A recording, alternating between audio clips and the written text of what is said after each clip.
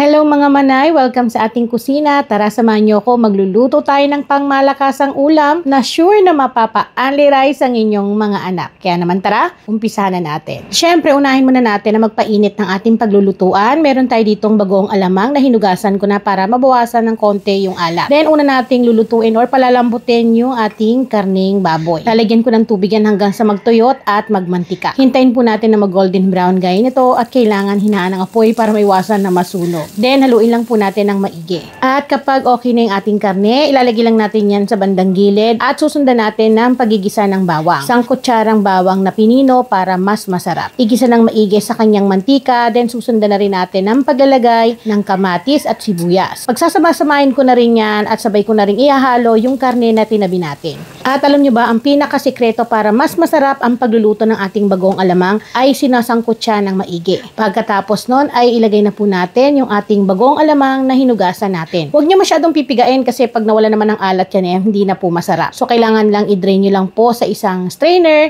hugasan ng maigi, tanggalin yung mga dumi-dumi. Then, igisa po natin. Kapag tingin nyo nagkukulang po sa oil, magdagdag lang kayo kasi kailangan mamantika yan. Maglalagay din ako ng brown sugar para may balance ng konting tamis alat. Yun ang pinakamasarap. Tapos, sasawsawan mo ng pritong talong o mga nilagang gulay. Then, dito nga, napipirito na ako ng talong na hiniwa. Dapat nga gusto ko yung mayroon pang okra, kaso wala na akong mabilhan dahil maulan. Balik naman tayo dito sa aking niluluto para tumatagal siya at hindi kaagad mapanis dahil naglagay tayo ng kamatis. Maglalagay ako ng mga 3 kutsara ng suka. Pero yun naman ay optional. Pero mas maganda meron para po iwas panis dahil minsan ang panahon mainit, di ba?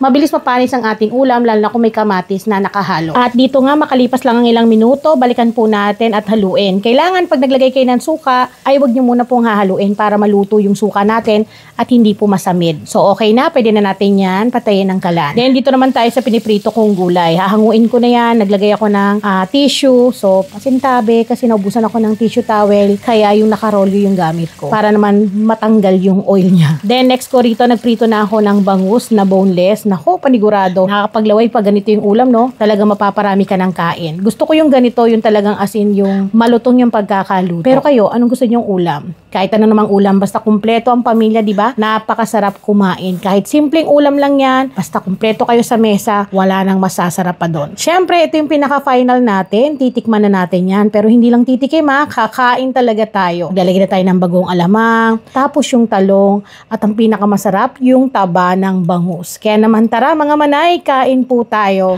At ayun na nga po mga manay, hanggang dito na lamang po itong aking video. Sana po nakapagbigay na naman ng dagdag idea lalo na sa mga nahihirapan kung ano yung pwedeng ipang-ulam sa inyong pamilya.